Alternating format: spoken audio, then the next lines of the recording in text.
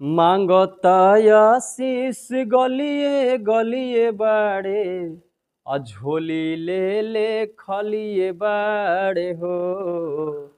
अब भोट दे के चाची हो जीताई दीह पवन नीर दलिए बाड़े हो। हाँ, तमाम जितना भी काराकाट लोकसभा क्षेत्र के जितना भी भगवान स्वरूपी जनता बड़न सब केहू से हाथ जोड़ के रिक्वेस्ट बा कि यह बार रउआ नेता ना अपना घर के बेटा चुने के मौका मिलल बा रउआ लोग के, तो याद रखी 1 जून के जाए के बा। अब बस क्रमांक संख्या 12 पर कैंची छाप पर बटन दबावे के बा।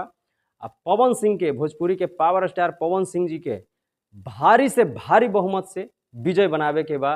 रउआ लोग चूकब ना, कहे कि एक बार अगर चूक जाए तो फिर रउआ लोग के 5 साल तक पछताए के पड़ी। यह चलते यह बार पवन सिंह के मतलब पूरा